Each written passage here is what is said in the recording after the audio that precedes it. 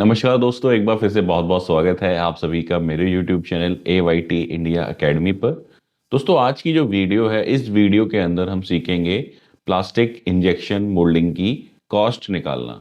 यानी कि अगर हमारे पास प्लास्टिक इंजेक्शन मोल्डिंग मशीन है और उस पर हम कोई कंपोनेंट बना रहे हैं जो प्लास्टिक से बनते हैं, तो उसकी अगर मैन्युफैक्चरिंग कॉस्ट निकालनी हो कि कस्टमर ने हमसे मांगा कि भाई मेरे को ये प्रोडक्ट आपसे बनवाना है, तो अगर उसकी हमें कॉस्टिंग करनी हो तो वो हम कैसे करेंगे।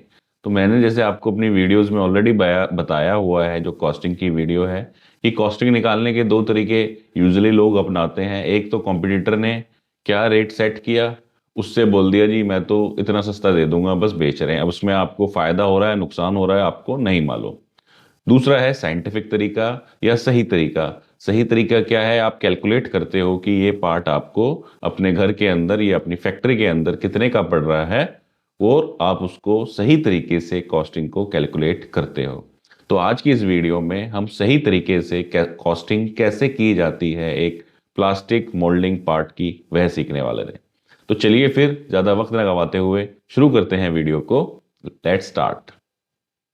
दोस्तों, कॉस्टिंग के ऊपर मैं ऑलरेडी 2 से 3 वीडियोस बना चुका हूं और आगे भी कॉस्टिंग पे काफ़ी सारी वीडियोस आने वाली हैं। जैसे इस वीडियो में हम देख रहे हैं इंजेक्शन मोल्डिंग्स, आने वाले समय में हम देखेंगे रबर मोल्डिंग पार्ट की कॉस्ट कैसे निकालनी है, CNC कंपोनेंट की कॉस्ट कैसे निकालनी है, शीट मेटल पार्ट्स जो प्रेस शॉप के पार्ट्स होते हैं उनकी कॉस्ट हमने कैसे निकालनी है। तो फिलहाल हम देखेंगे इंजेक्शन मोल्डिंग। तो कॉस्टिंग निकालने से पहले हम बेसिक समझ लेते हैं। बेसिकली किसी भी कॉस्ट के अंदर 3 कंपोनेंट होते हैं। अगर हम किसी प्रोडक्ट की कॉस्ट निकालते हैं तो उसके अंदर 3 कंपोनेंट होते हैं। जो पहला कंपोनेंट होता है वो हमारा होता है RMC, यानी कि रॉ मटेरियल कॉस्ट। कि जो हम कंपोनेंट को बना रहे हैं उसके अंदर जो रॉ मटेरियल यानी कि जो कच्चा माल लगेगा वह कितने रुपए का लगेगा नेट, वो हम निकालते हैं। उसको हम RMC बोलते हैं, रॉ मटेरियल कॉस्ट। जिसके अंदर हमारा रॉ मटेरियल, अगर कोई BOP लग रहा है, कोई हार्डवेयर लग रहा है, किसी प्रकार का भी इसके अंदर इनपुट जा रहा है, तो वो हमारा RMC कॉस्ट के अंदर आ जाएगा। पहला कंपोनेंट हो गया हमारा RMC। दूसरा कॉस्ट होता है हमारा PC या प्रोसेसिंग कॉस्ट, या कुछ लोग बोलेंगे इसको प्रोसेस कॉस्ट। दूसरे कॉस्ट के अंदर जो हमारे उसके अंदर मशीन्स लग रही हैं, जो हमारे टूल्स वगैरह लग रहे हैं, तो उसकी क्या कॉस्ट जा रही है वो हम निकालते हैं प्रोसेस कॉस्ट के अंदर। सपोज किसी मशीन, जो हमारा कंपोनेंट है उसका साइकिल टाइम है 1 मिनट या 30 सेकंड या 7 सेकंड, तो 7 सेकंड के हिसाब से वह किस मशीन पे बनेगा, उस मशीन की वहां पर हम MHR उसके अंदर डालते हैं, मशीन आवर रेट, और उसके हिसाब से हम कॉस्ट को निकालते हैं। ये मेरा होता है प्रोसेसिंग कॉस्ट। या हमने कोई बाहर से भी हमने उसके ऊपर ऑपरेशन अगर कराया, मान लो हमने प्लेटिंग करानी है, या हमने उस पर पेंट कराना है बाहर से, या हमने वेल्डिंग करानी है, तो किसी भी प्रकार की जो हमारी आउटसोर्स की प्रोसेस है या इंटरनल प्रोसेस है, उन सबको मिलाकर के जो हमारी प्रोसेसिंग की कॉस्ट आएगी उसको हम बोलेंगे प्रोसेस कॉस्ट। फिर तीसरा कंपोनेंट्स जो आता है वह आता है हमारा ओवरहेड्स प्लस प्रॉफिट्स। ओवरहेड के अंदर क्या हो गया, जो इंस्पेक्शन करने वाले लोग हैं, हमारे जैसे आप जैसे लोग हैं जो स्टाफ के अंदर हैं, या हमारे जैसे कंसल्टेंट्स हैं जो आप बाहर से बुलाते हो प्रोफेशनल्स, वो हैं। तो उन सब के जो खर्चे हैं, और मान लो पूरी फैक्ट्री का रेंट है, इस तरीके से अलग अलग तरीके के ओवरहेड्स होते हैं।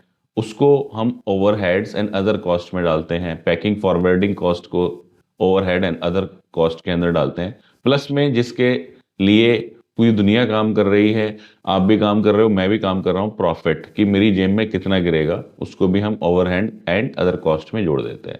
जब इन तीनों कंपोनेंट्स को हम जोड़ देते हैं तो हमारी निकल कर के आ जाती है एक प्रोडक्ट का सेलिंग प्राइस, जिसको हम कोट करते हैं कस्टमर को। अब एक फॉर्मेट देख लेते हैं। अगर हमें प्लास्टिक इंजेक्शन मोल्डिंग की अगर कॉस्टिंग निकालनी हो तो वो कैसे निकलेगी।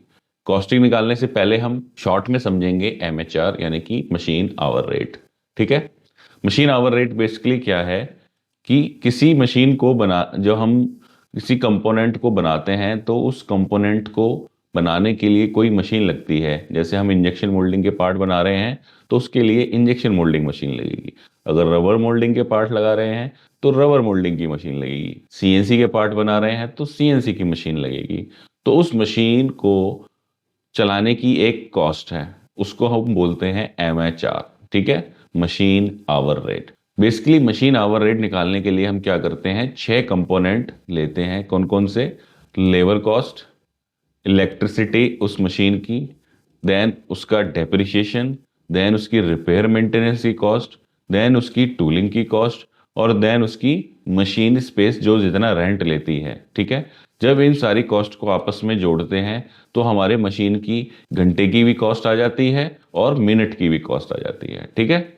और जब इसको हम डालेंगे अपनी जो कॉस्टिंग शीट के अंदर, तो हमारा निकल करके क्या आएगा, प्रोसेसिंग कॉस्ट उस मशीन की, ठीक है। तो इसको अगर डिटेल में जानना है MHR को आपने, तो हमने अपना जो मेंबरशिप प्रोग्राम है उसके अंदर इसको डाला हुआ है। जो हमारी मेंबरशिप ओनली वीडियोस हैं उसके अंदर आप जाएंगे तो आपको product costing, MHR, hour rate calculator, how to calculate per minute machining cost, उसके अंदर आपको पूरी जानकारी मिल जाएगी कि ये जो 6 के 6 कंपोनेंट हमने निकाले हैं इसको कैसे आपने कैलकुलेट करना है, ठीक है।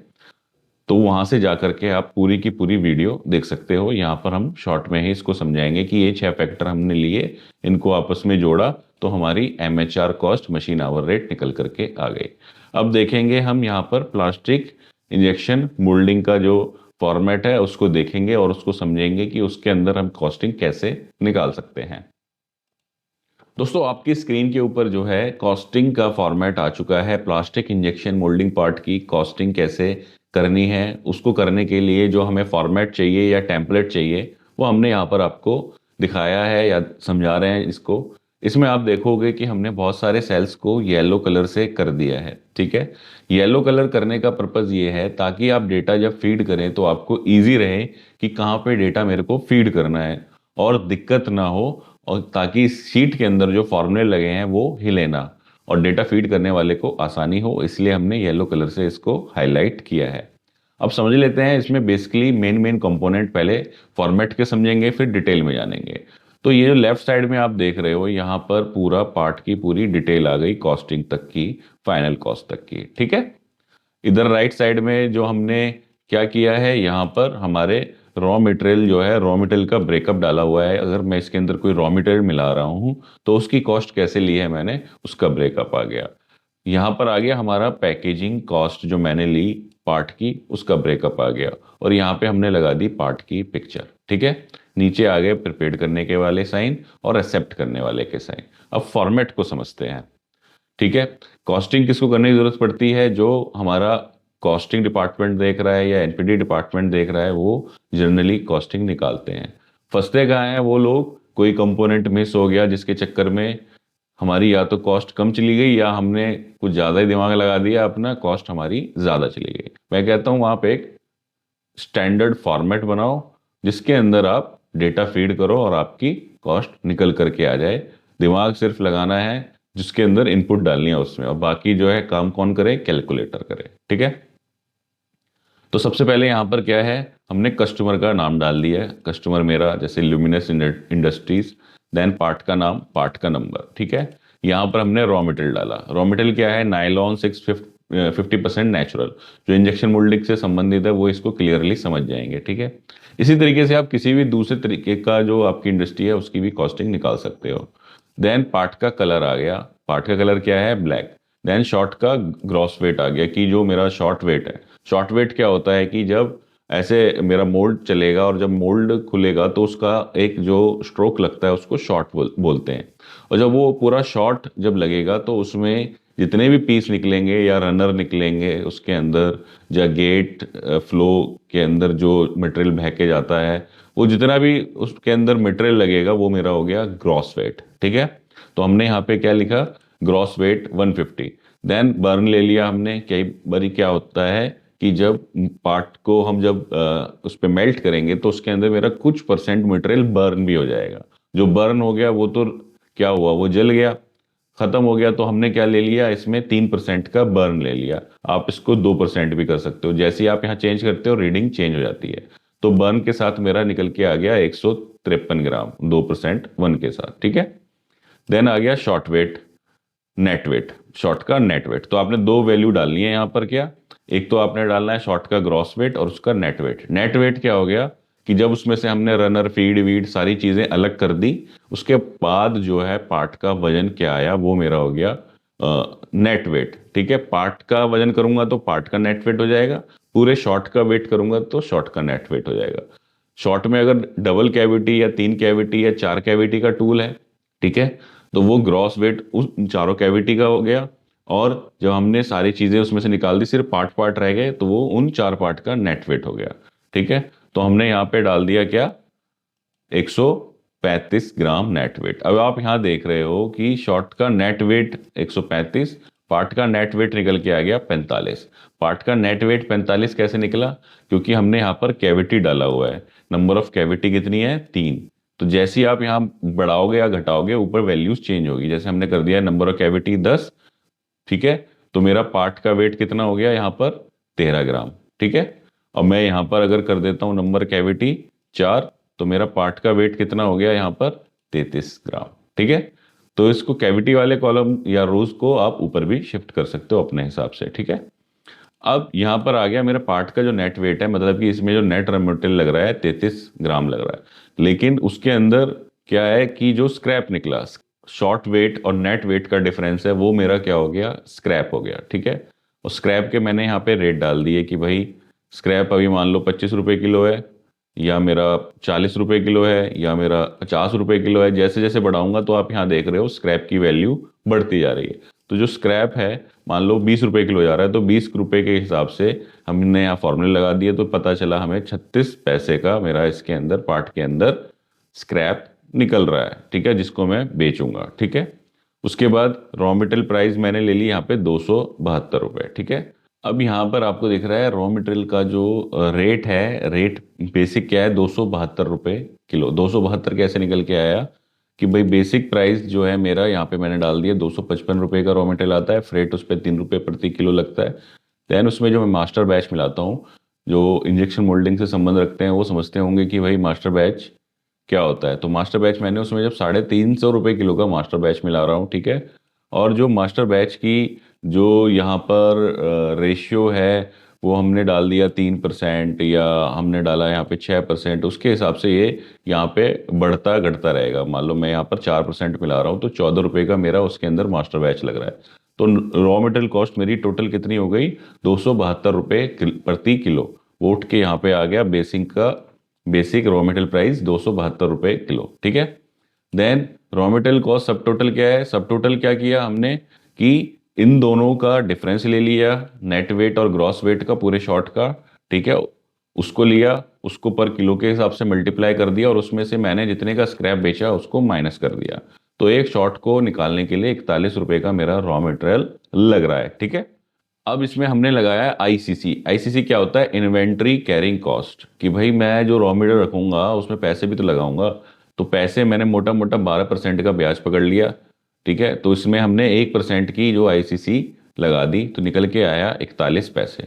तो टोटल आरएमसी या नेट आरएमसी मेरी कितनी हुई, 41 रुपये 67 पैसे। किसके लिए, पूरे शॉर्ट के लिए। ये कैविटी के लिए नहीं है, पूरे शॉर्ट के लिए है। ठीक है, वो किस लिए है, पूरे शॉर्ट के लिए, वो जब हम आगे चलेंगे तो आगे आपको क्लियर हो जाएगा कि हम पहले शॉर्ट के लिए क्यों निकाल रहे हैं। ठीक, उसके बाद हमने यहाँ डाला कि मैं इस पे मशीन जो यूज़ कर रहा हूँ वो 550 टन की यूज़ कर रहा हूँ। यहाँ मैं अगर 350 टन की यूज़ करता या 660 की यूज़ करता तो यहाँ पे रेट घट बढ़ रहे हैं। इंडस्ट्री के अंदर क्या होता है, इन जनरल जो इंजेक्शन मोल्डिंग इंडस्ट्री है उसके अंदर जो जितने टन की मशीन होती है उसको अगर हम मल्टीप्लाई कर देते हैं 1 से, कोई कंपनी 1.5 बोलती है, कोई कंपनी 1.25 बोलती है, तो उसी को वो एमएचआर मान लेती है, मशीन आवर रेट मान लेती है। कि मान लो 5.5 टन की मशीन है, 550 टन की मशीन है, तो उसको 1.25 से आप मल्टीप्लाई कर दो, तो उस मशीन का एमएचआर हो गया 688 रुपये घंटा।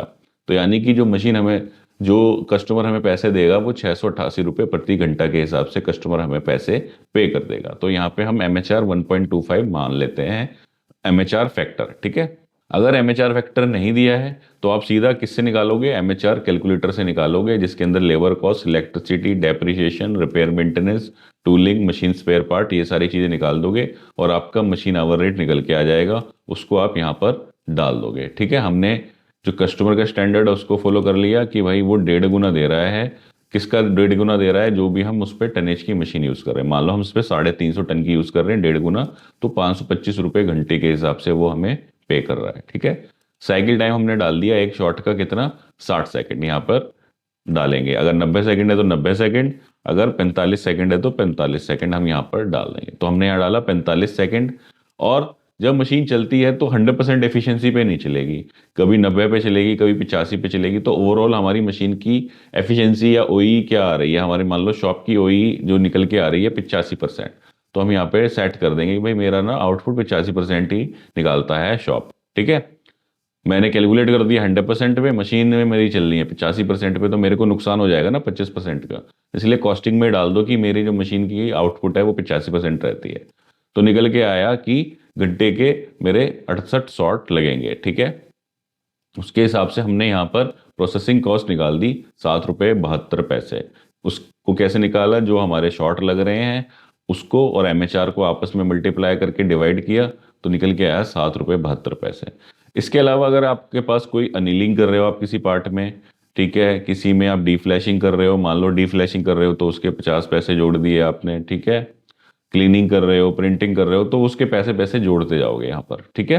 अब यहाँ पर टोटल प्रोसेसिंग कॉस्ट निकल के आ गई 8 रुपये 82 पैसे। और जो हमारी सब टोटल कॉस्ट क्या हो गई, जिसके अंदर हमने अपना रॉ मटेरियल कॉस्ट को जोड़ दिया। ये देख रहे हो D22 प्लस D14। D22 क्या है हमारा? D22 है हमारा raw material cost. Raw material cost और ये सारी कॉस्ट जोड़ के निकाल दिया हमारे 49 रुपये 89 पैसे। ठीक है। उसके बाद यहाँ पर कुछ और हमारे अदर जो कॉस्ट हैं वो आ गए कि मोल्ड की जो मेंटेनेंस की कॉस्ट है, वही मोल्ड की भी कोई मेंटेनेंस की कॉस्ट होगी। ठीक है। रिजेक्शन आरएम और कन्वर्जन पे भी कुछ निकलेगा, ओवरहेड निकलेंगे। ठीक है।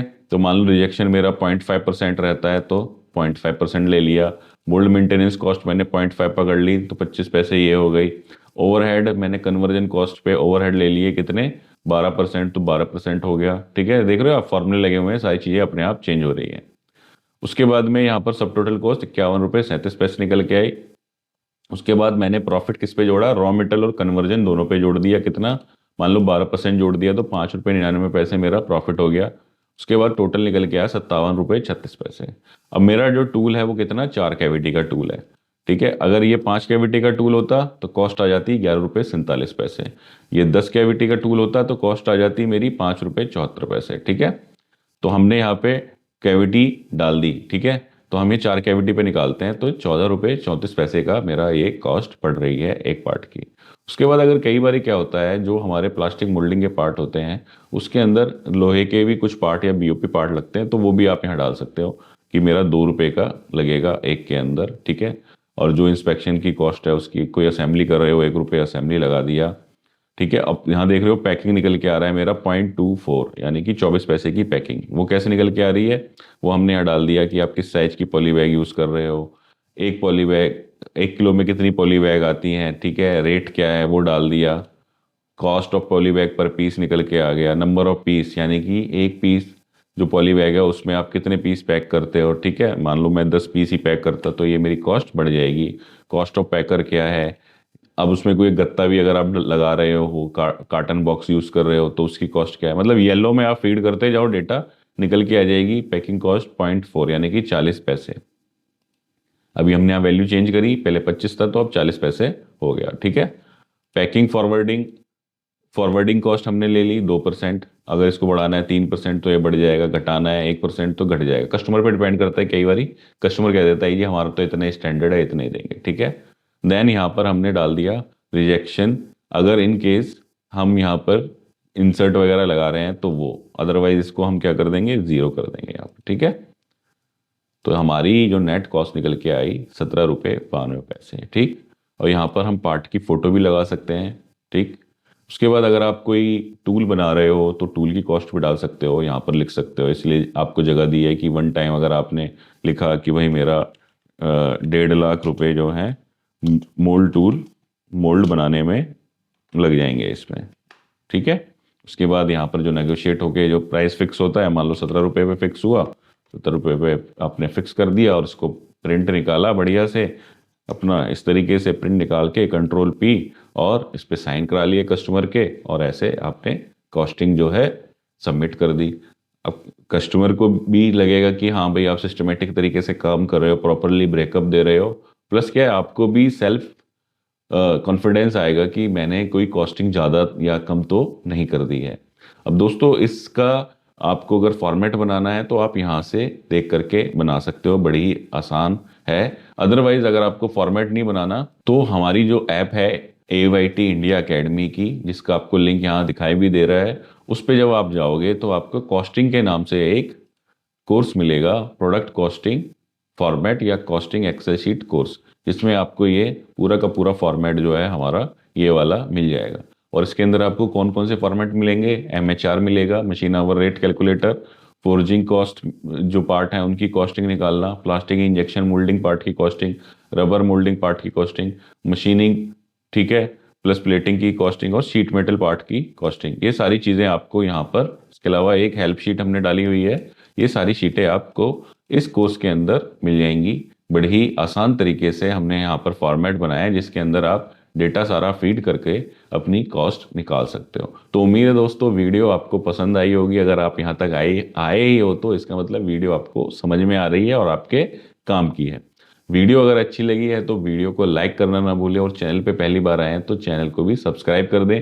साथ ही साथ शेयर करें ज़्यादा से ज़्यादा लोगों के साथ, ताकि ज़्यादा से ज़्यादा लोगों तक ये जानकारी पहुंच सके। धन्यवाद।